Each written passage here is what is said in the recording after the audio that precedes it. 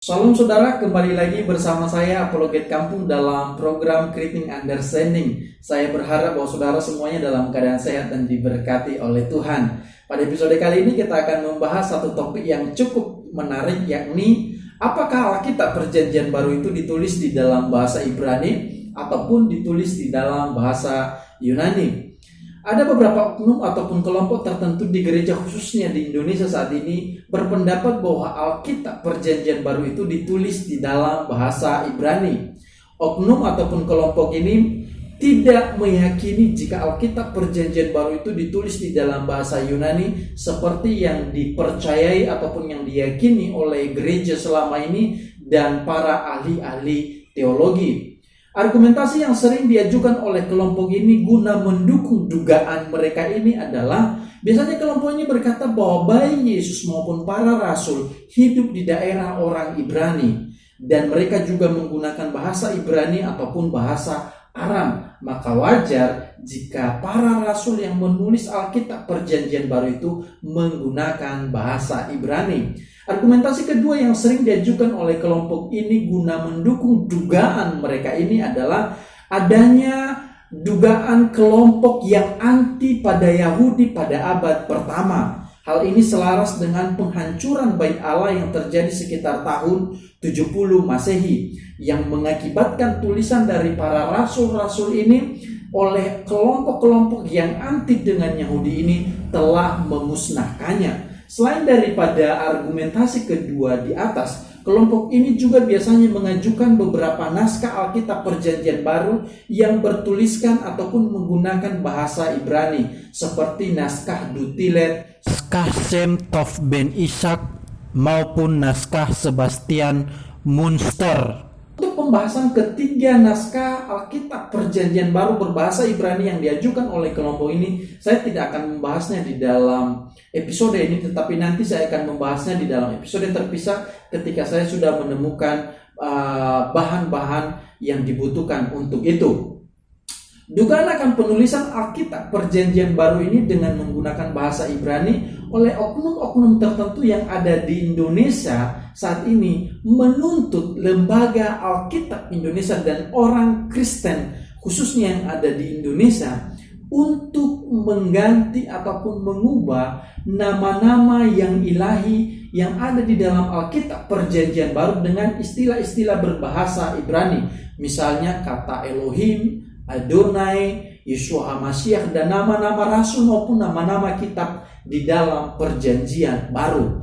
Untuk menanggapi dugaan ini, seperti yang sudah saya bahas dalam video-video saya sebelumnya bahwa kita harus bisa memilah antara bahasa sehari-hari yang digunakan oleh Yesus maupun para rasul dengan bahasa penulisan Alkitab itu sendiri. Seperti sudah kita ketahui bahwa bahasa sehari-hari yang Yesus gunakan maupun para rasul gunakan adalah bahasa Ibrani ataupun bahasa Aram. Dan bahasa internasionalnya pada waktu itu adalah bahasa Yunani. Di sini kita tidak menyangkali bahwa Yesus maupun para rasul dalam kehidupan mereka sehari-hari mungkin menggunakan bahasa Ibrani ataupun bahasa Aram. Tetapi kenyataannya adalah bahwa Alkitab Perjanjian Baru oleh bimbingan Roh Kudus itu ditulis di dalam bahasa Yunani. Buktinya apa? Bahwa seluruh salinan Alkitab kuno dari masa sesudah para rasul itu berbahasa Yunani dan jumlahnya sangat-sangat banyak. Sedangkan naskah-naskah ataupun bagian-bagian Alkitab Perjanjian Baru yang berbahasa Ibrani baru ditemukan sekitar tahun 1300-an. Sekarang kita mau mempercayai yang mana? Naskah Alkitab kuno berbahasa Yunani dari masa sesudah para rasul yang mana paling tua diperkirakan pada tahun 80-an atau naskah Alkitab Perjanjian Baru berbahasa Ibrani yang baru ditemukan naskahnya sekitar tahun 1300-an. Bapak Ibu bisa memilih sendiri. Kalau saya sendiri sih lebih mempercayai jika Alkitab ataupun naskah asli Alkitab Perjanjian Baru tersebut ditulis di dalam bahasa Yunani. Argumentasi kedua adalah bahwa ketika Yesus dan para rasul sering menggunakan bahasa lokal seperti bahasa Ibrani maupun bahasa Aram, bukan berarti bahwa Yesus dan para rasul tidak memahami bahasa lain selain daripada bahasa Aram maupun bahasa Ibrani. Buktinya apa? Saya akan membuktikan kepada kita bahwa para rasul dan Yesus juga mengetahui bahasa-bahasa lain selain bahasa Ibrani maupun bahasa Aram. Yang pertama adalah ketika Cornelius, seorang perwira pasukan Italia, mendatangi Petrus, kira-kira bahasa apa yang mereka gunakan? Pasti yang digunakan oleh Cornelius adalah bahasa Yunani sebagai bahasa internasional, di mana orang Italia yaitu Cornelius berbicara kepada orang Ibrani yakni Petrus. Kedua adalah ketika di dalam surat Paulus kepada jemaat di Galatia disebutkan di sana bahwa Paulus berangkat ke tanah Arab 3 tahun lamanya. Kira-kira bahasa apa yang digunakan oleh Paulus di tanah Arab? Bisa saja yang digunakan oleh Paulus adalah bahasa Arab ataupun bahasa Yunani. Apakah Yesus hanya dibatasi oleh bahasa manusia? Tidak. Bahkan apa yang dipikirkan oleh dan direncanakan oleh orang-orang Farisi dan ahli-ahli Taurat terhadap dirinya, Yesus tahu. Lalu kenapa Yesus harus dibatasi dengan bahasa Ibrani dan bahasa Aram? Yang ketiga adalah bahwa kalau kita mencoba melihat dari sisi Alkitab itu sendiri, Alkitab memberikan kita beberapa indikasi bahwa Alkitab Perjanjian Baru tersebut tidaklah ditulis di dalam bahasa Ibrani. Contohnya di dalam Yohanes pasal 5 ayat yang kedua, Yohanes pasal 19 ayat yang ke-13, Yohanes pasal 19 ayat 17, Yohanes pasal 20 ayat 16. Ayat-ayat itu justru mencoba menjelaskan istilah-istilah tertentu ke dalam bahasa Ibrani. Jika seandainya ayat-ayat tersebut ditulis dalam bahasa Ibrani, lalu buat apa istilah-istilah seperti Rabuni, Golgota, Gabata harus dijelaskan ataupun harus diberikan kata penjelas terhadap ayat-ayat tersebut? Hal ini justru menunjukkan bahwa karena Alkitab Perjanjian Baru ditulis dalam bahasa Yunani, itu sebabnya istilah-istilah tertentu tersebut diberikan penjelasan ke dalam bahasa Ibrani. Jadi akan sangat aneh jika Alkitab ditulis dalam bahasa Ibrani lalu diberikan penjelasan dalam bahasa Ibraninya yang artinya bla bla bla dan lain sebagainya itu. Yang terakhir adalah sesuatu yang aneh jika menduga Alkitab Perjanjian Baru berbahasa Ibrani telah dimusnahkan berbarengan dengan penghancuran Bait Allah pada tahun 70 Masehi.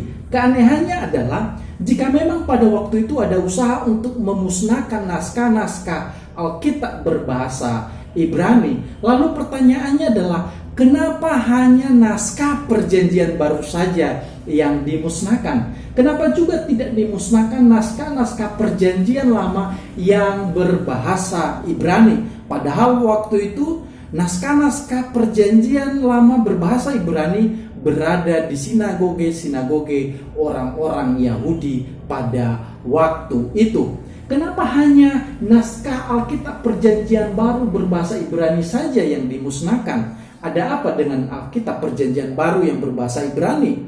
Yang kedua adalah jika upaya tersebut dilakukan berbarengan dengan penghancuran Bait Allah pada tahun 70 Masehi, lalu bagaimana dengan naskah kitab Wahyu yang ditulis oleh Rasul Yohanes yang selesai ditulis sekitar tahun 96 Masehi, di mana salinan teks naskah kitab Wahyu berbahasa Ibrani tersebut, kenapa tidak ada satu orang pun yang menyalinya kepada kita sampai saat ini?